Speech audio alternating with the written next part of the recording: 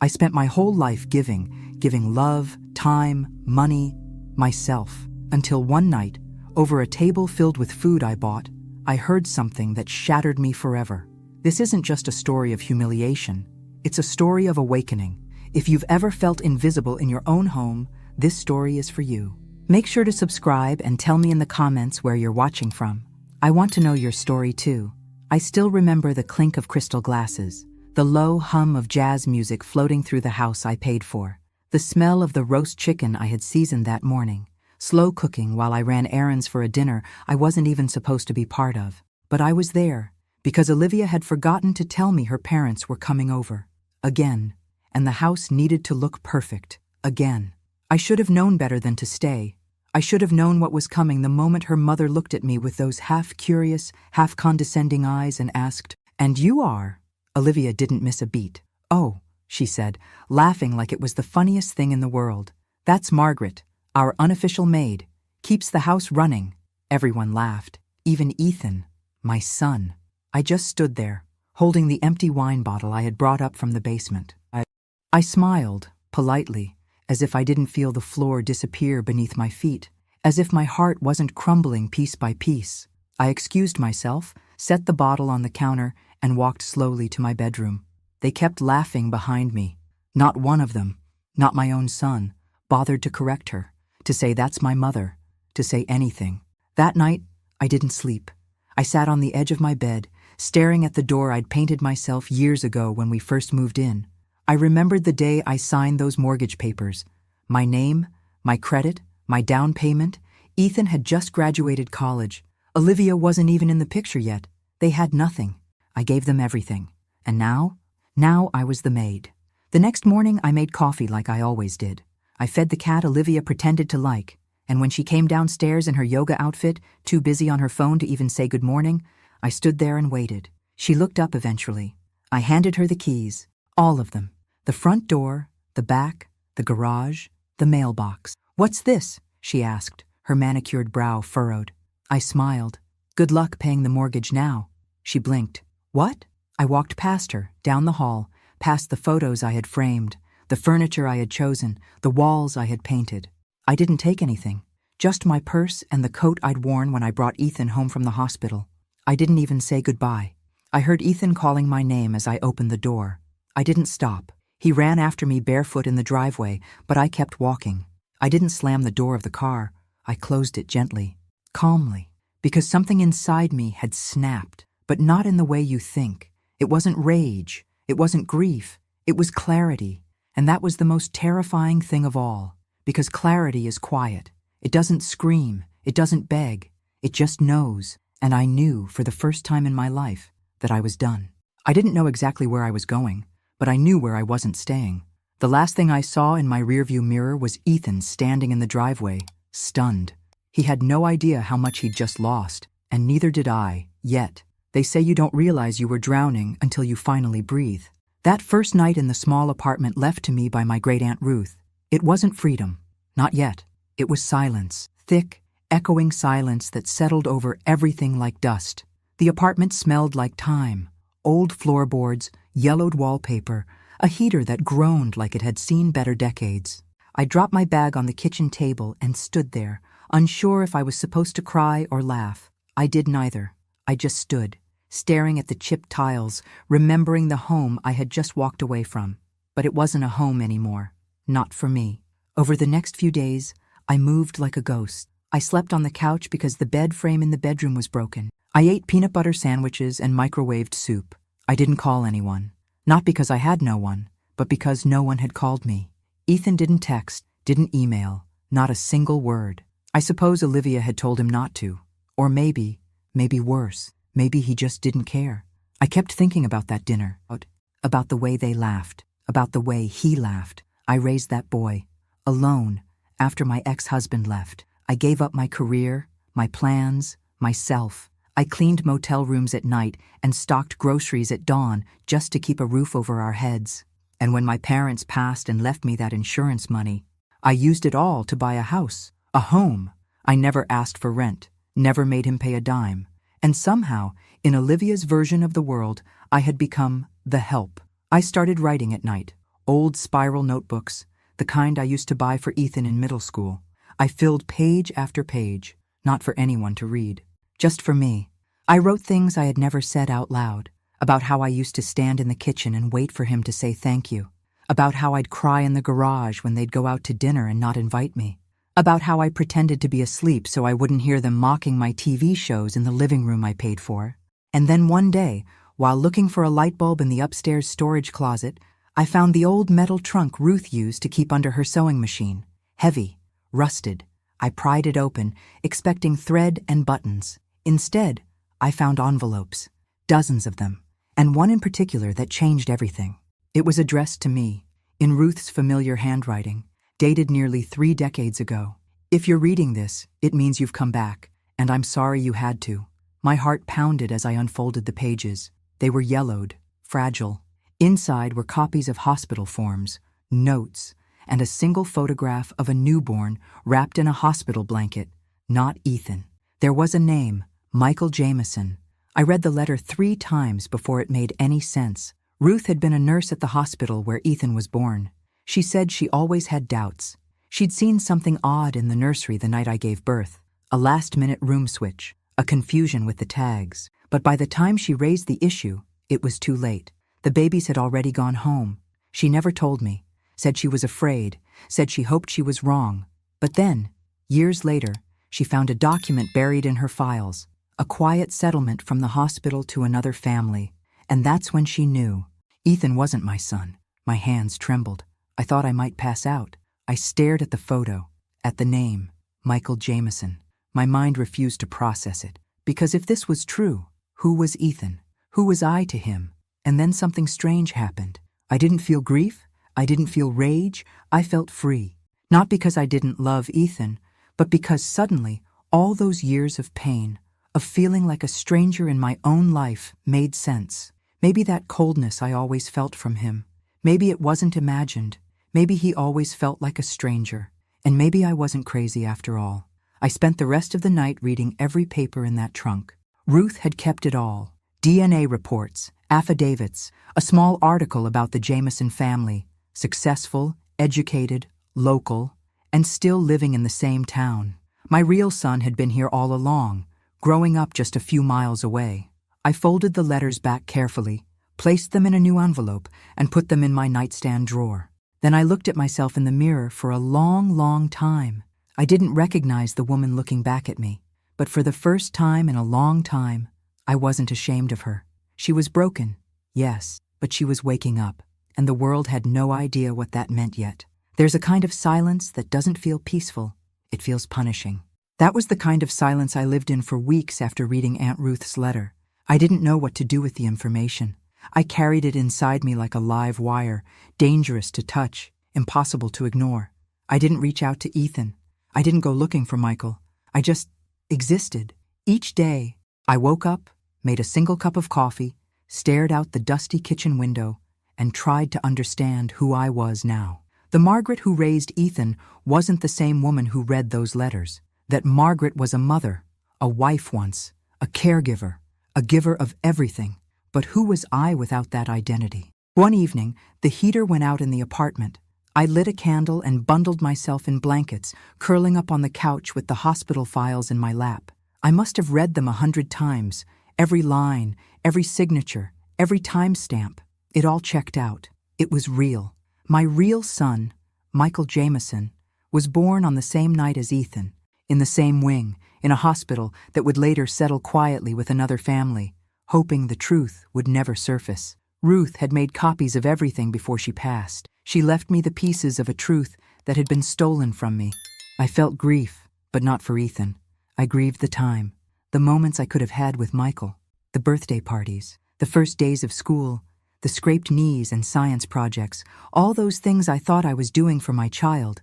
They were meant for someone else, and yet, somehow I didn't feel hatred toward Ethan. My love for him hadn't been biological. It had been unconditional, or so I thought. But when someone you raise doesn't defend you, doesn't even see you, it forces you to reevaluate everything. It was a Tuesday afternoon when I finally pulled myself together. I had been hiding too long. I wasn't ready to confront Ethan. Not yet, but I could start somewhere. somewhere quiet. I walked into town and stood across the street from the little bookstore near Main and Elm. Jameson's Books. It was painted in deep green with hand-lettered signs on the windows. I'd passed it dozens of times before and never noticed it. He was there. Michael. I didn't need to ask. He looked about 30, maybe a little older, clean-cut, reading glasses. He was helping a young woman find a poetry book. His voice was soft, patient. His posture was gentle but sure of itself. I stood across the street, heart pounding, eyes fixed on the son I never knew I had, and I cried. Right there on the sidewalk, not sobbing, not loudly, just quiet, unstoppable tears that rolled down my cheeks and into the collar of my coat. I didn't go in, not that day. I just watched. And then I did it again the next day, and the next. It became a ritual. I'd walk the block, sit on the bench near the corner, pretend to check my phone or drink coffee from a paper cup, and I'd watch Michael living the life I was never part of. It wasn't stalking. It was mourning, but also preparation. Because slowly, I was starting to put the pieces together.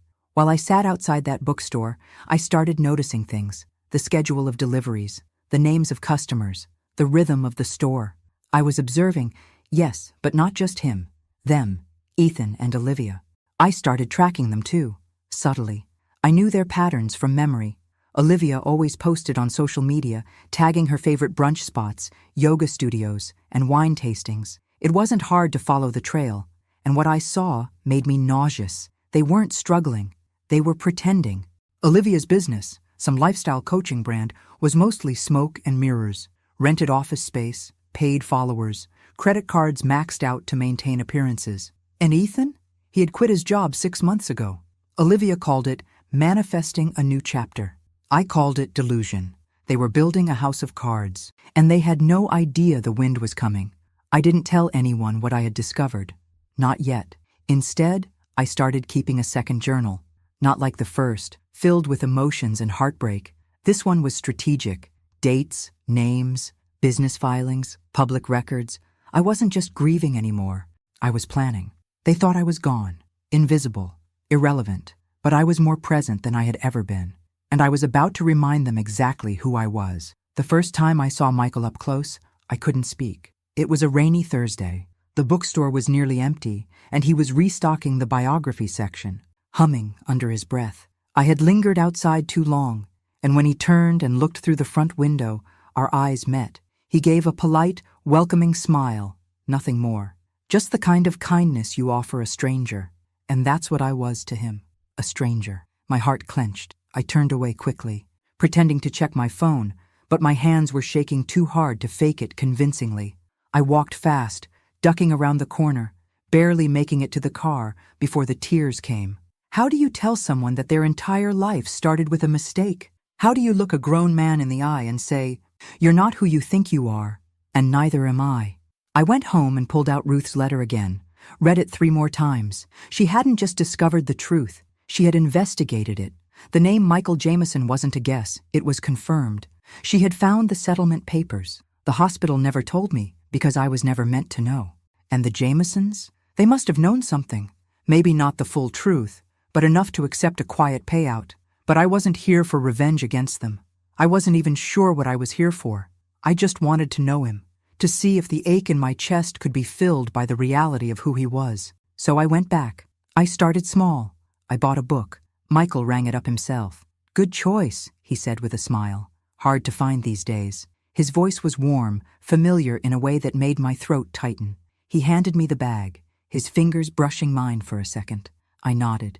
"You own this place?" "Sort of," he said. "My parents helped me get started. They're retired now, so I keep busy here." Of course they helped. Of course he had support. Not like Ethan, who'd had nothing but my blood, sweat, and sacrifice, and who had turned around and offered me up as a joke. Michael had parents, but not me.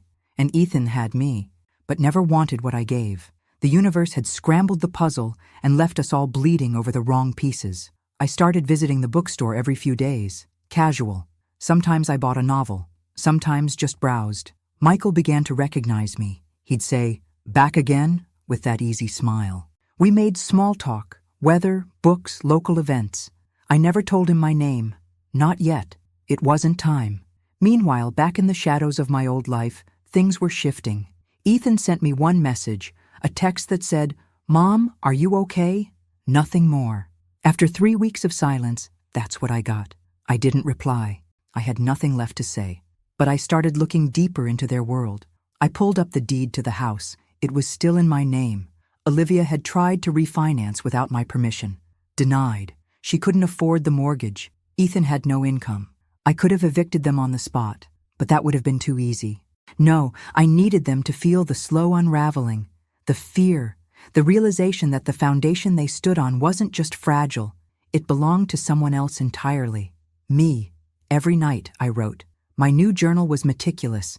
Every receipt, every conversation, every time Michael mentioned a hobby, a favorite author, a childhood memory, I wrote it down, not to use against him, but to understand the son I never got to raise. And in between the lines, I began to see the truth more clearly than I ever had before. Ethan didn't treat me poorly because he was switched at birth. He treated me poorly because he chose to, because Olivia gave him permission to, because somewhere along the line, he stopped seeing me as someone to respect and started seeing me as someone to dismiss. But Michael, he didn't know me at all, and yet he treated me with more kindness in 5 minutes than Ethan had in 5 years. I wasn't ready to tell him. Not yet, but I was close. And when the time came, I wouldn't just tell him who I was. I would tell him everything, about the hospital, about the switch, about the life that was stolen from us both. But first, I had to finish watching the collapse of the life I had already left behind. Because once the final piece fell, I wouldn't be looking back. I never planned to become a shadow in my own story. But sometimes the only way to see people clearly is to step out of the light. After that day in the bookstore, things shifted inside me. Not suddenly, but like a slow sunrise creeping across a frozen field. Quiet, inescapable. I didn't rush anything. I wasn't just trying to reconnect with a son I never knew. I was trying to reclaim myself. I began walking a little taller, speaking a little stronger. I bought a second-hand laptop and began typing my notes into files. Evidence, timelines, names. This wasn't a diary anymore. It was strategy, survival. And one thing became crystal clear. Ethan and Olivia's world was held together by duct tape and lies. The house they lived in, my house, was still under my name. Olivia's lifestyle business, Olivia Ascends, was a fabricated empire. Fake clients, fake testimonials. She'd built a brand on buzzwords and filters, selling personal growth advice while driving a leased luxury car she couldn't afford. I found the LLC paperwork online. I checked tax records. I looked up business reviews. Every post she made was curated. Every event they attended was a photo op. And behind it all was debt. So much debt. Maxed out cards. A defaulted private loan. Ethan's student debt, still unpaid. They were suffocating under a mountain of bills, but too proud to say a word. Or maybe too arrogant. That's when I knew. If I pulled just one string, everything would fall. But I didn't. Not yet. Because I had one more step to take first. Michael. I still visited the bookstore and he still didn't know who I was. But each interaction chipped away at the fear. We talked about books, about life, about small things, TV shows, good coffee, city noise. Once we sat at the tiny cafe next door and he told me about how he almost became a teacher. But his love for books pulled him into business. "You remind me of someone," he said once, sipping his tea. "Someone I can't place." I smiled. "Maybe a librarian?" He laughed. "Maybe." That moment stayed with me for days. I didn't just like him. I recognized him. Not just by the file I had read or the photo Ruth left me, but in the way he treated people, in the way he listened, the quiet strength in him. It felt like mine. It was in his posture, his calm, his presence. I started dreaming about a different life, one where I'd raised him, one where we baked cookies in the kitchen, where I took him to soccer games and cheered from the sidelines. I could picture it so vividly it made my chest ache, but I couldn't go back, so I planned for what was next. The first thing I did was call a lawyer, not for revenge, for justice. I wanted the house sold. I had every legal right to it. I made the down payment, paid every bill, and never signed it over. Ethan had always said, "We'll put it in your name later. No rush." Of course, there was no rush. For him, I was paying everything. Now I wanted my name back, my rights, my home, if not physically, then legally. I met with an attorney downtown, A woman about my age, sharp and direct. She listened without judgment. When I told her what happened, she nodded slowly and said, "We'll file the motion this week." I signed the papers with a steady hand. That evening, I walked past the house. The porch light was on. Olivia was sitting on the swing, scrolling on her phone, glass of wine in hand. Inside, Ethan was on the couch, playing video games. Their lives were running on autopilot. No idea that the ground beneath them was already shifting. It wasn't about punishing them. It was about restoring balance.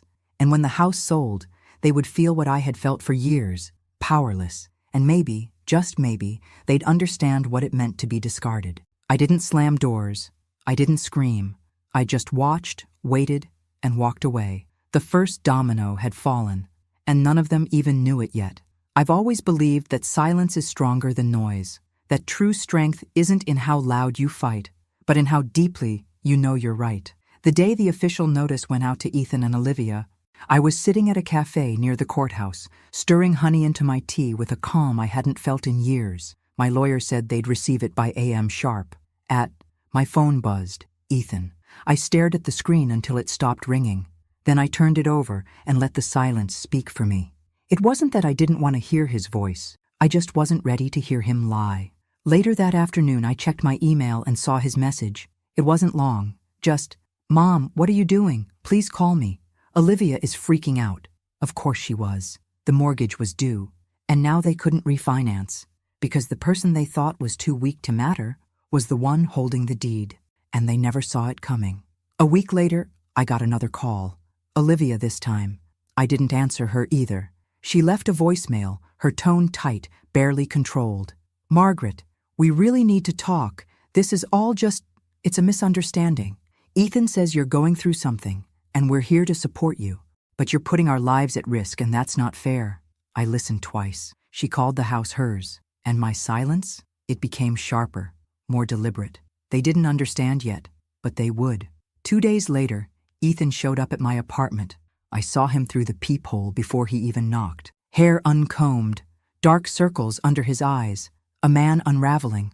I didn't open the door. He stood there for a long time, knocked once, then again, then said, "Mom, please, don't do this." I stood on the other side, my hand on the knob, but I didn't turn it.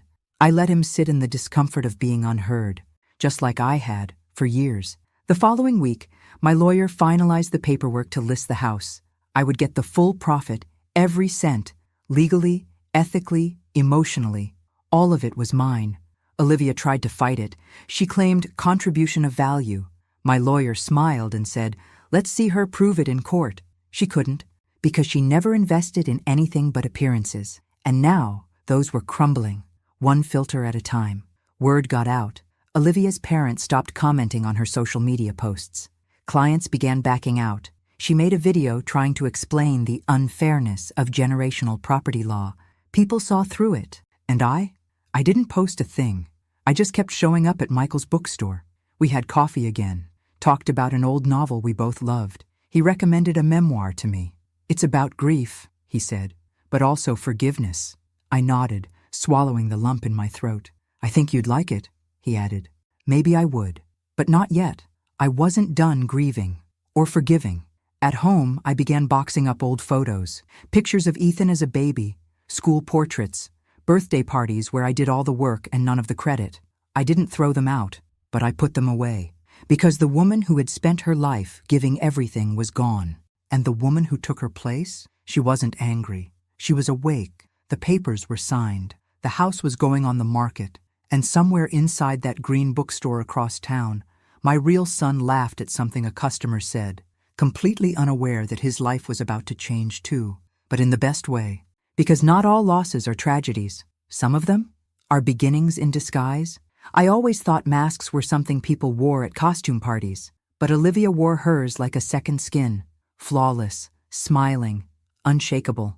The kind of woman who always knew how to pose for a photo, how to angle her voice just right in public. But the thing about masks, eventually, they crack, and I was about to shatter hers completely. The idea came to me one morning while browsing the local business directory. I had already gathered enough personal dirt, credit problems, fraudulent Instagram partnerships, late mortgage payments. But I wanted more than rumors. I wanted facts. Something concrete, something they couldn't spin. So I hired a local business consultant, a man named Darren, quiet, professional, discreet. I told him I needed a full audit of a business, nothing illegal, just a private deep dive into its structure. I gave him Olivia's company name, Olivia Ascends LLC. He got to work. A week later, he delivered everything in a neat folder. And what he found, even I wasn't prepared for. Olivia's entire business model was a lie. No tax filings for the last 2 quarters. Several invoices forged to look like they came from real clients, but the clients didn't exist. Photo shoots staged at rented properties she claimed were home makeovers. Her so-called partnerships were just affiliate links with inflated metrics. She wasn't just pretending to be successful. She was deceiving everyone. I asked Darren, "Would this hold up under scrutiny?" He looked at me and said, "If this goes public, she's finished, financially, professionally." And that's when I made a decision. I printed everything. Then I found the address of Olivia's parents, the same people who once laughed in my home, clinking wine glasses while their daughter humiliated me in my own kitchen. I mailed them the file, anonymously. No letter, no signature. Just a simple note on top that read, "Everything you think you know is a performance." 2 days later, the first cracks appeared. Olivia's Instagram went quiet. No stories, no curated morning routines. Her newest post, an inspirational quote about being misunderstood, was flooded with strange comments. Then, like dominoes, her world began to collapse. Her website went offline for maintenance. Her last planned workshop was canceled due to unforeseen circumstances. And then, I heard the cherry on top from an old neighbor who still followed her. Olivia's mother was seen leaving her house in a rage, shouting on the phone, face red, purse swinging wildly. Whatever happened behind those closed doors, it wasn't filtered, and it wasn't pretty. Ethan called me again that night. I didn't answer. He left another voicemail. "Mom, I don't know what's happening. Olivia's parents aren't speaking to us. Someone sent them stuff, documents. They think we forged them. Did you do this?" I didn't reply. He was finally seeing her for who she really was, and himself too. He had spent years defending a woman who destroyed everything in her path, starting with me.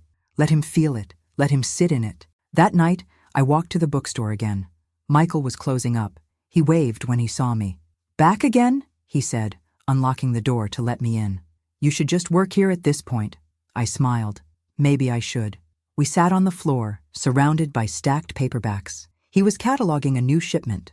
I helped without being asked. "Why do you come here?" he asked, not unkindly. The question caught me off guard. I looked at him. Really looked at him. He had my eyes. I hadn't noticed before. "I like the way it feels in here," I said. "Like nothing's pretending to be something it's not." He tilted his head, considering me. Me too. We worked in silence after that. No small talk, no more questions. But in that quiet, something settled between us. Not truth, not yet, but something close. A thread connecting us.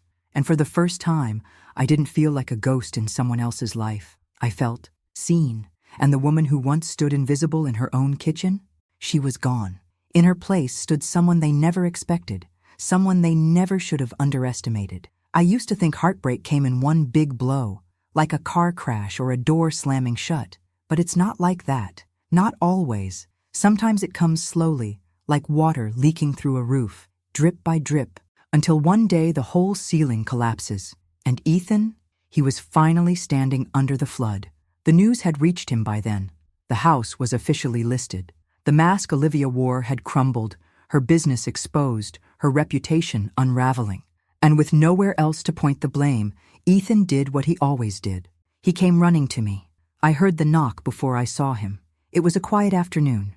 I was just finishing a cup of tea when the sound echoed through the apartment. 3 soft raps, hesitant, like the knock of someone who didn't know if he'd be welcomed or slammed. I opened the door slowly. He looked like he hadn't slept in days. Unshaven, thinner than I remembered, shirt wrinkled like he pulled it off the floor. "Mom," he said, voice cracked. "Can I come in?" I didn't answer, just stepped aside. He walked in and stood in the middle of the room like he didn't know what to do with his body. For a long time, neither of us spoke. Finally, he broke. "Why are you doing this?" he asked. To us? I almost laughed. Us, as if there had been an us in years. I sat down in the armchair across from him, calm, composed. I'm not doing anything to you, Ethan. I'm doing something for me. His jaw clenched. You're selling the house. My house. I grew up there. And you gave it away, I said, my voice low. You let your wife turn me into your maid. You watched it happen. You laughed. You never even apologized. He didn't deny it, just looked at the floor. I thought you were just being dramatic, he mumbled. I didn't know it hurt you like that. I stared at him. That's the problem. Ethan, you never bothered to know what hurt me. You just assumed I'd always be there, cleaning up after you, paying your bills, nodding along while you let that woman chip away at who I was. He flinched. Olivia's not who I thought she was. That's not news to me. He finally looked up at me. His eyes were glassy now. I lost everything. I didn't blink. No, you gave it away. Silence stretched between us. I miss you, he whispered. I sat up straighter. I raised you, I said, fed you, clothed you, sacrificed for you, and you let me be humiliated in the house I bought. His lip trembled. I thought she was helping me. I thought we were building something. You built a lie, I said, and now it's falling apart. He stood then, pacing the room. So that's it? You just walk away? I got up, walked over to the drawer by the kitchen, and pulled out the envelope Ruth left me. I held it in my hands. I'm going to tell you something now, I said, and I need you to listen. Really listen. He nodded, confused. I handed him the envelope. These are your birth records. Read them. He sat, opened it slowly. His brow furrowed, then fell. He read the letter, the hospital files, the DNA test Ruth had quietly ordered after all those years. He looked up at me, eyes wide. This can't be real. It is. You're saying I'm not your son? I'm saying you weren't born to me, but I raised you as if you were. I gave you every piece of me, even when you didn't want it. He went pale. So who's your real son? I didn't answer. He sat there, shell-shocked, mouth open, pages trembling in his hands. I don't know who I am anymore, he whispered. Now you know how I felt, I said. For years. He didn't cry. Not really. But something in him broke, and I saw it happen. Not with anger, not with satisfaction, just peace. Because I finally said what needed to be said. I walked him to the door. He turned, eyes pleading. Can we fix this? I met his gaze. I don't know, I said, but it's not my job to try anymore. And I closed the door gently behind him. Not with spite, but with finality. Because for the first time in my life, I wasn't the one holding it open. It took me 3 days to decide how I was going to do it. I practiced the conversation in front of the mirror, in my car, even in line at the grocery store with my hand clutched around a basket of oranges, whispering lines I could barely finish. I'm your mother. There was a mistake. You've lived a life that wasn't meant to be yours, and so have I. But nothing sounded right. Because how do you drop a truth like that into someone's life and expect them to survive the impact? Still, I had to try. Michael was in the bookstore, like always. The light inside fell through the windows in golden beams, softening the shelves and scattering shadows across the hardwood floor. It felt like a sacred space, a place where truth belonged. When he looked up and smiled, I almost turned around and walked away. But I didn't. Hey, he said, you came at the right time. We just got a new batch of rare poetry editions. I swallowed the lump in my throat. Actually, I said, I came to talk. He studied me for a second, sensing something in my voice. Sure, come on back. He led me through a side door to a tiny break room, a kettle on the counter, a mismatched couch, a chipped table. Real life, no filters. We sat. I've been coming here for a reason, I started, twisting my hands together. I figured, he said softly. You have? You're not exactly here for the books. I gave a small, sad laugh. No, I'm not. Then I took out the envelope, Ruth's letter, the birth records, the DNA proof, and set it on the table between us. What's this? He asked, cautious. Something that's going to change everything. He looked at me, waiting. 30-some years ago, I said, my voice breaking. There was a mistake at the hospital. 2 babies, switched at birth. His eyebrows drew in, confusion blooming across his face. My son, I said, was given to another family. He went very still, and theirs was given to me. He didn't say anything for a long moment. I raised him, I continued, loved him with everything I had, but he He didn't love me back. Not really. His eyes searched mine, slowly connecting pieces I wasn't saying aloud. You think I know you are. He looked down at the envelope, picked it up with trembling hands. Inside were the documents, the timeline, the explanation, Ruth's letter, with her quiet confession. He read in silence. Every second stretched into forever. When he finished, he didn't look at me right away. Just set the papers down, his fingers still resting on the edges like he needed to hold on to something. This is a lot, he finally said. I know. And you're Margaret? Yes. He looked up, his eyes glassy. I don't feel anything. Not yet. You don't have to, I said.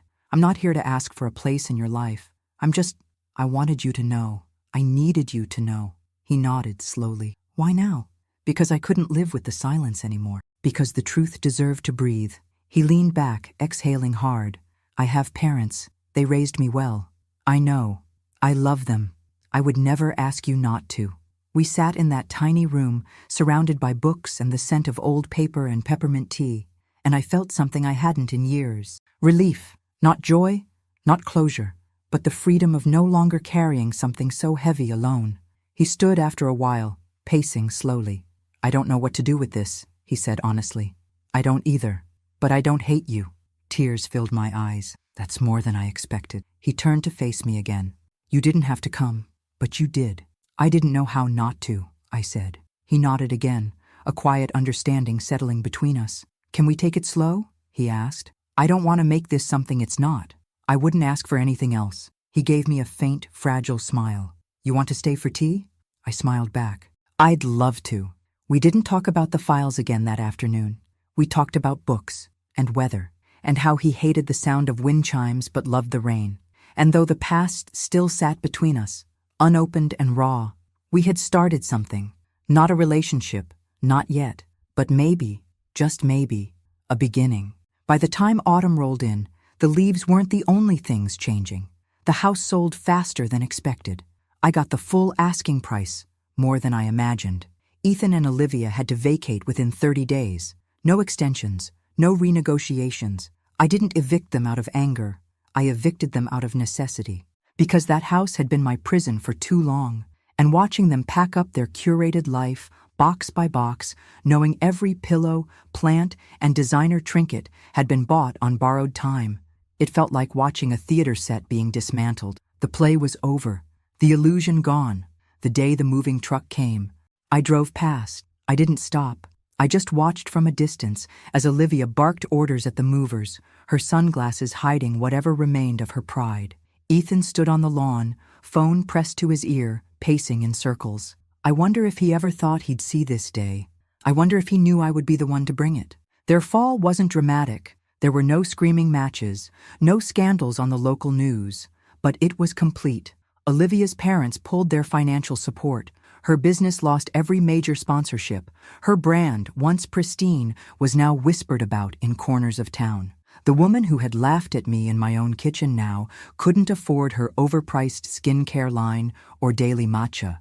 Ethan tried to get a job, any job, but with no degree, no references, and no recent experience, doors didn't open.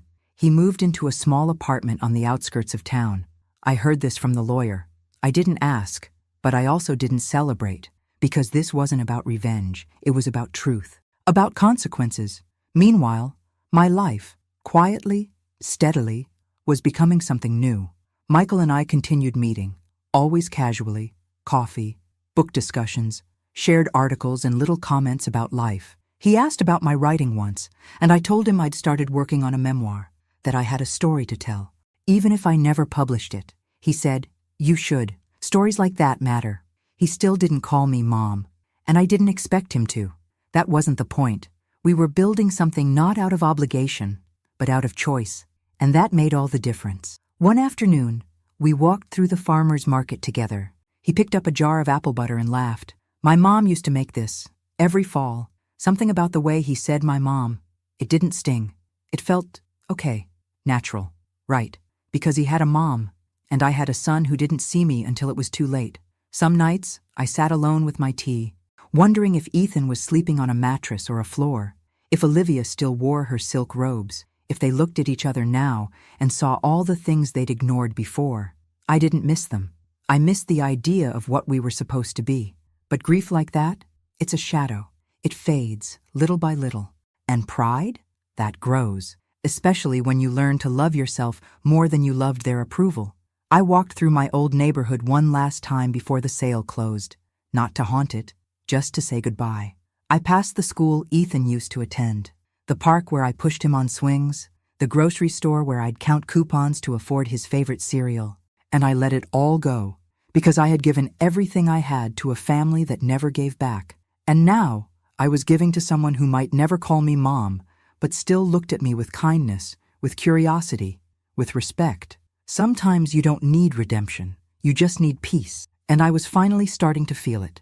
It was early November when I got the text from Ethan. Just one line. Can we meet? Just once. I stared at it for a long time. It had been weeks since I'd last seen him. Weeks of silence, of distance that felt heavier than any argument we could have had. But something about the tone. It wasn't angry or desperate or accusing. It sounded like surrender.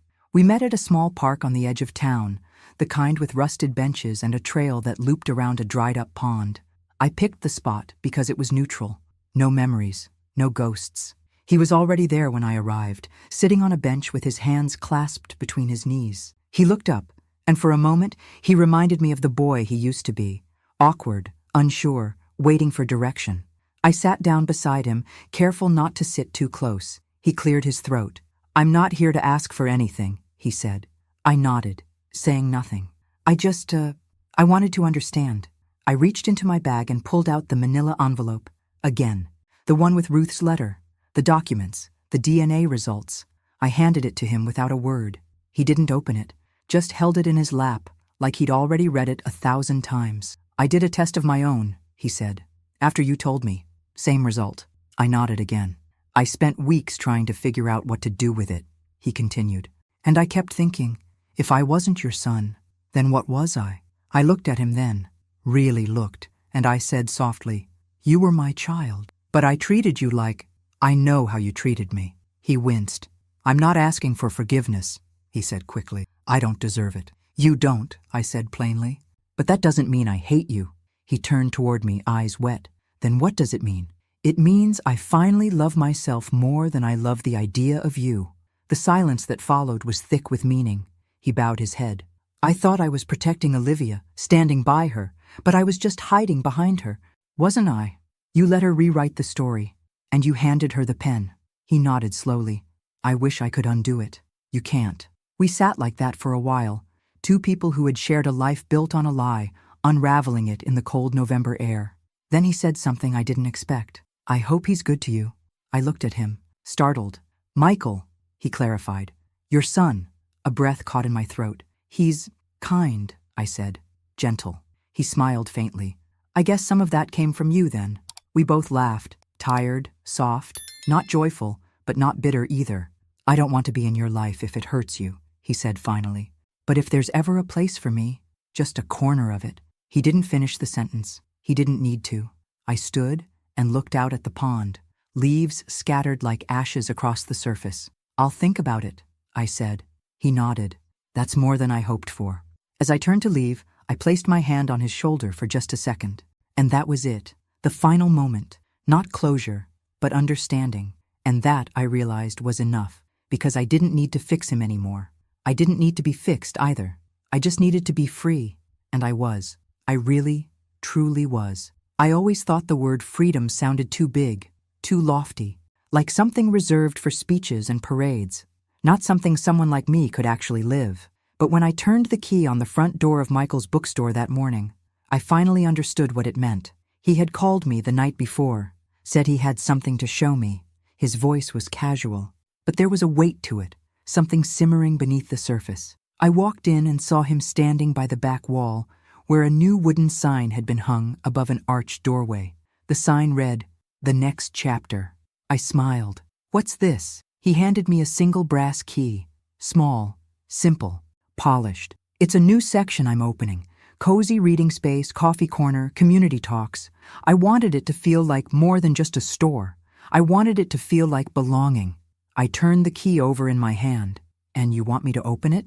He looked at me, serious now. I want you to have it. I stared at him. He continued, his voice soft. You gave someone your whole life. They treated you like furniture, like background. But I see you. I don't need you to prove anything to me. You've done enough. Tears welled in my eyes. I blinked them back. You don't have to do this, I whispered. I know, he said. But I want to.